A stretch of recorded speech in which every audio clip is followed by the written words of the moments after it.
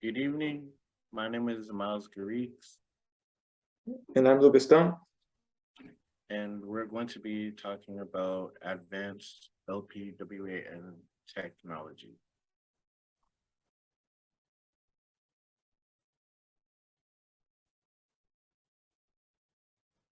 So, first, as students majoring in Internet of Things or IoT for short, LPWAN or LPWAN is an important technology we must understand. Through the thousands of devices we will work with our careers, many of them will work on LPWAN. This technology is a wireless wide area network that allows low power and low bandwidth devices to interconnect with one another over long regions. These low power devices often don't get the credit they deserve because they are used everywhere in our day-to-day lives. And because of them, we are able to use other larger devices that are more popular.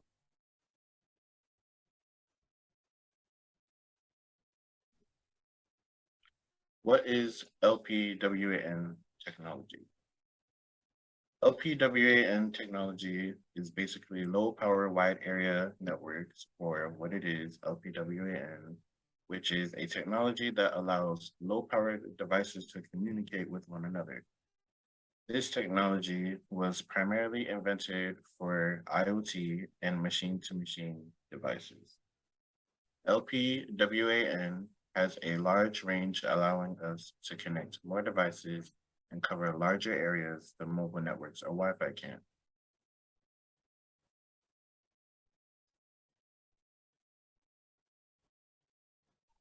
LPWAN has a star topology, and the devices connected use LWAN or end nodes to transmit to the corresponding gateways. Which gateway it will connect to depends on the range, and gateways then send those messages directly to the central network. So as you can see in the graph, the end nodes would be the devices that we, as IoT engineers per se, would create. Um, and they all connect to the gateway, and then the network server, and then the application server. So that's what makes it a star topology.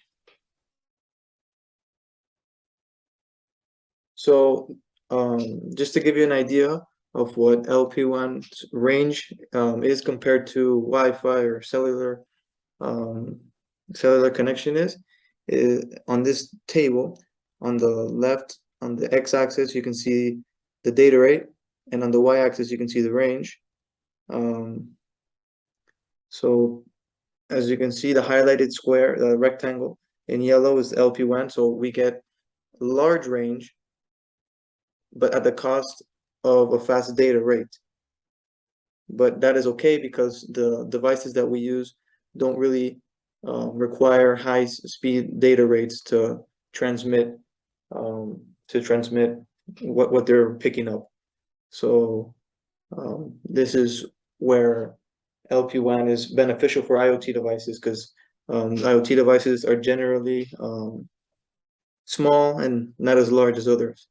So with, as you can see, with Wi-Fi and cellular, it's pretty much in the middle. And then things such as Bluetooth are short range, but also have kind of a low data rate.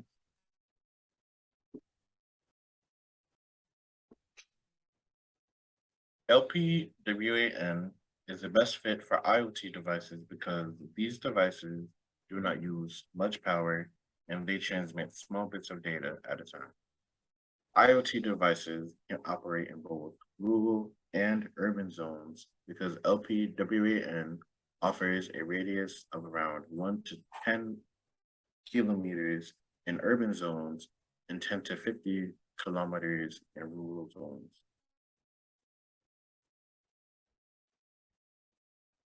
As in the pictures, you can see, um, we can use LPWAN in many different places in our day-to-day lives, such as transportation, our public infrastructure, agriculture, mountains, rivers, home, school, elderly care, office, factory, and warehouse. So it's pretty much used all over the world in any parts, as urban or as rural as they come. And what makes this truly special is that factor that it has, which provides a large radius or range for us to transmit data. So we don't need to technically be in an urban zone. It can be rural, as you can see here. It works in agriculture, right? So it's a very special technology. So some popular LP WAN technologies used today are LoRa or LoRaWAN, Sigfox, and NB-IoT. And then in the next in the upcoming slides, we're going to elaborate a little more on what each technology has to offer and kind of differentiate them, showing their strengths and their weaknesses. So here we go. So for LoRa, a little background. It was developed in 2009 by a startup company in Cicleo in Grenoble, France. Later, in 2012, it was purchased by an American company called Semtech. Semtech began to roll out LoRaWAN in 2015 with the help of investments by foreign mobile operators such as KPN, which are based out of the Netherlands, Orange, which are based out of France, and Fastnet, which are based out of South Africa. So you can see this technology is used worldwide across all continents. A little more is a little more how it actually functions. So LoRa modulates signals in a sub-gigahertz ISM on sub-gigahertz ISM bands. It does run on an unlicensed ISM bands. You'll see that NB-IoT doesn't. We'll get to that later. It's a physical layer technology, so it uses 6 spreading factors to match the range and data that it needs to travel to the rate at which it travels, right? So depending on how far or close the base stations are that receive the data from the actual devices, it'll actually regulate how fast the data travels so that it matches. So yeah, as I said, depending on how spread out the bandwidth is, LoRa will use data rates between 300 bits per second and 50 kilobits per second. LoRa also uses base stations that are spread out to collect and send out the data. And it will contact every station and send its data if it's in range.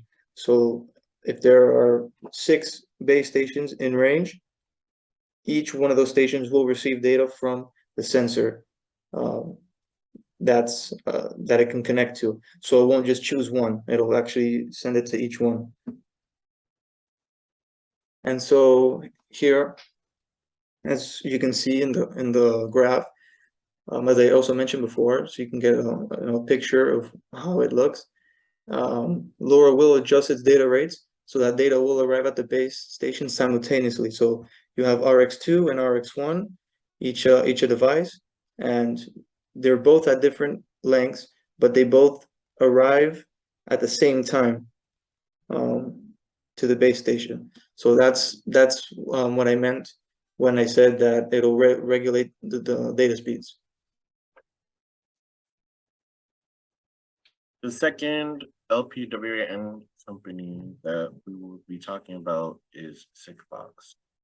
Sigfox was first developed in 2010 by Sigfox in Toulouse, France.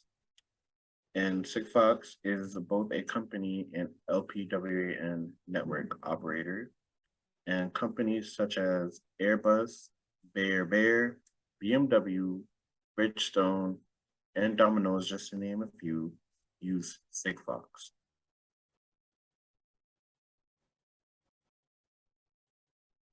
Sigfox uses its own end-to-end IoT connectivity technology to send the data. With that, it uses various base stations to spread out devices and connect them using binary phase shift keying, or BPSK for short. Like LoRa, It also runs on unlicensed ISM bands. Sigfox specializes on using low energy consumption to do so they find ways to eradicate noise that might interfere with data transmission and raise receiver sensitivity. To reduce the cost, Sigfox had enabled their base stations to receive information simultaneously over all the channels. This allows them to use their end device to choose the best frequency channel to send their messages through.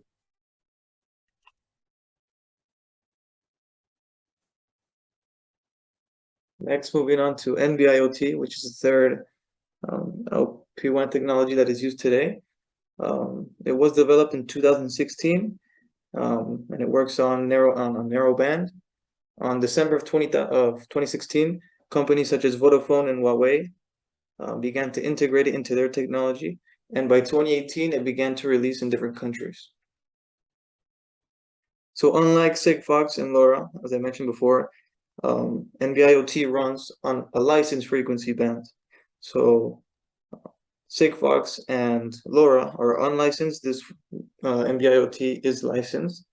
It uses a frequency band of up to 200 kilohertz, which corresponds to one resource block in GSM and LTE transmission. So this one also does uses more mobile networks. So pretty much it has three frequency band selections to choose from. You get the standalone, the guard band, and the in-band operation. In the table, in the graph below, you can see how each functions. So if you do end up using the standalone operation, it'll use GSM frequency bands that are currently already being used. So it won't use any unused ones. And you can see it's on an LTE carrier. Next, guard band operation, which uses the unused resource blocks within the LTE guarding bands. So unlike the standalone, it will use any unused resources that it does find to operate on. And then the in-band uses resource blocks within LTE carrier, so it'll use any. It's kind of uses combines both of the previous operations. So with NB-IoT, you do have those three options.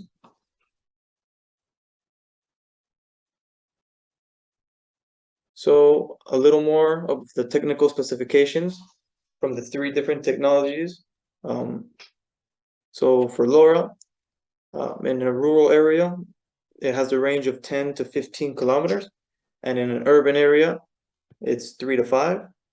Sigfox, which has the highest range, goes from 30 to 50, and in urban areas, 3 to 10.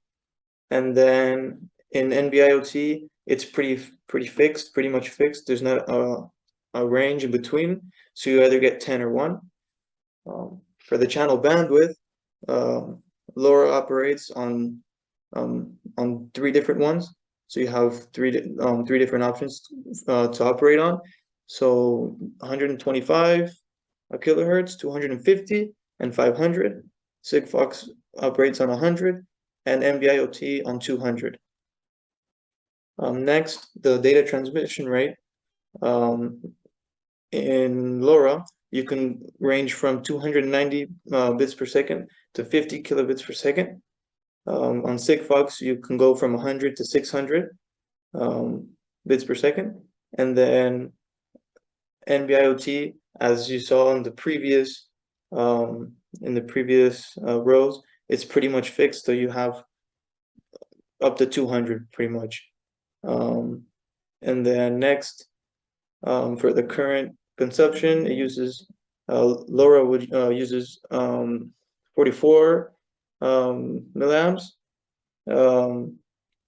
Sigfox uses 49, and NB-IoT uses 220. Next, for the radio frequency spectrum, both LoRa and Sigfox operate, as I mentioned before, on the ISM, and are both unlicensed. And NB-IoT operates on LTE, which is a mobile network, and they do have it licensed. And of the three, the only one that is not open source is Sigfox.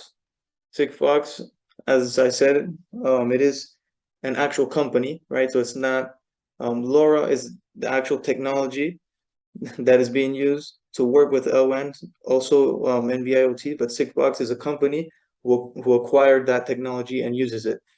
And for coverage, LoRa is the most popular one. It is used in 100 countries. Sigfox comes in at 45, and NB-IoT comes in at 78. So at the end, LoRa is the more used one, and I guess the more popular one used in our day-to-day lives. So with this chart is a comparison of the three companies and various features and traits that they are based off of. So Sigfox is more stronger towards battery life, cost efficiency, deployment, coverage, and range, while LoRa kind of shares an all-around qualities with scalability, latency, payload length, QoS included, while NB-IoT is leaning towards the left side where they are stronger in scalability, latency performance, payload length, and QoS. But altogether, these three companies tend to be more stronger towards the left in the middle. Yeah, as my partner said, so it's clear in the graph that whichever anyone does decide to use, they all pretty much operate kind of within the same median, but there are some that are better than others. So an important one for me would be cost efficiency, right? So NB-IoT seems to be, more expensive than LoRa and Sigfox. Also, if you are putting into the factor range, I'd probably go with Sigfox. So there's many different aspects to choose from. The beauty of it is that there are three. It's not just one, and so it's a great thing for IoT, as IoT, as we all know, is exploding. Within these past years, more and more devices are being made, and more things are getting smart. So LWAN is playing a very important role with the rollout of what is IoT. So moving on to the security aspects of LPWAN, I'm going to discuss a little bit about how each three LPWAN technologies secure their information. So starting with LoRa, LoRa uses AES 128 encryption. It has multiple layers of encryption. Uses network and application keys to protect the integrity of packets. Right, so any traveling packets remain intact. They're not peeped at, seen, stolen, or anything. So that's a plus. An XOR operation is set into place to encrypt each message, while also using a key stream generated by the network session key. Unfortunately, LoRa devices are open to many different kinds of attacks, such as jamming attacks, compromised device and network keys, replay attacks, and wormhole attacks. So LoRa may be beneficial in many other aspects, but security-wise, it isn't the best. But moving on to Sigfox, here we do have the most secure LPWAN technology, right? So the way they secure their data is by using unique symmetrical key. So When transmitting or receiving data from the internet, Sigfox will broadcast a radio message to the base station it is communicating with. The base station will then relay that message to the Sigfox core network, so their own network. And then from there, it will be delivered to the corresponding IoT application. So there's multiple steps to secure the data. Like I said before, Sigfox also gives each of its devices a unique symmetrical key when they're being manufactured, right? So if a device is compromised, or if we do find a device that no longer is secure or can hold its integrity, it a different mode kicks in, which only allows it to operate with certain functions, right? So it's limited on the network that it's operating on. So that way attacks can't leech onto to other devices on the network, right? So if one does lose its integrity, it doesn't infect the others. So it makes it harder for the attacker to compromise any other devices. Also, each message, either sent or received, is given an authentication key as well. So pretty much Sigfox makes it almost impossible to access any device via the internet.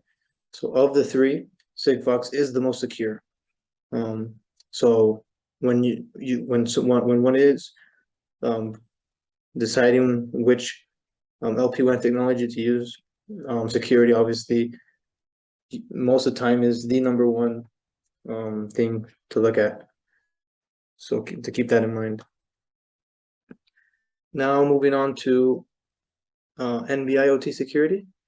So NB-IoT uses encryption and authentication that's already put into place by LTE, right? So the mobile network LTE already have security measures set into place. So NB-IoT uses those security measures. It pretty much consists of 3 layers. Perceptron layer. This is the bottom layer. It is susceptible to passive and active attacks, unfortunately. Then we have the transmission layer. The gateway collects information, which is then fed back into the base station. This can cause many problems, such as multi-network issues, high-capacity battery issues, and raise the costs because of the issues that could arise. And finally, the third layer, the application layer. Application layer stores massive amount of data, but plus is that the data that it does store remains intact and keeps its integrity, right? So it holds data integrity and authentication. So the data that is stored there is safe. So the application layer is very important.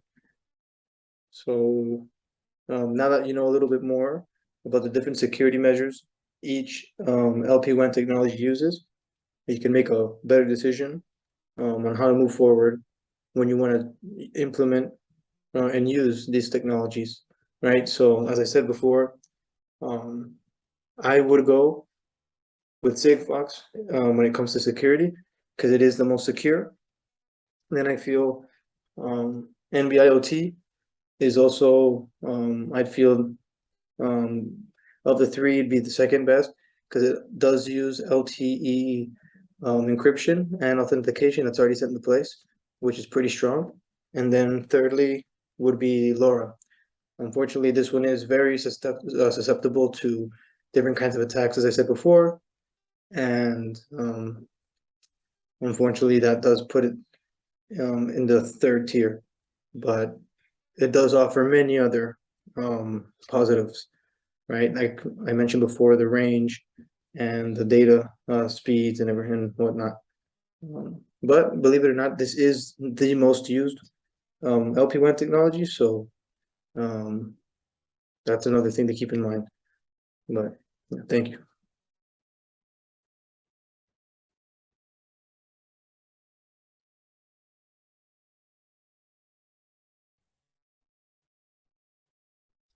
And that would be all. Here we have some references with the links of where we got the information from. to make this presentation for you guys on LP1 technology. And Miles and I thank you. If you have any questions, be sure to leave them in the discussion board so we may answer them. But other than that, yeah, thanks guys.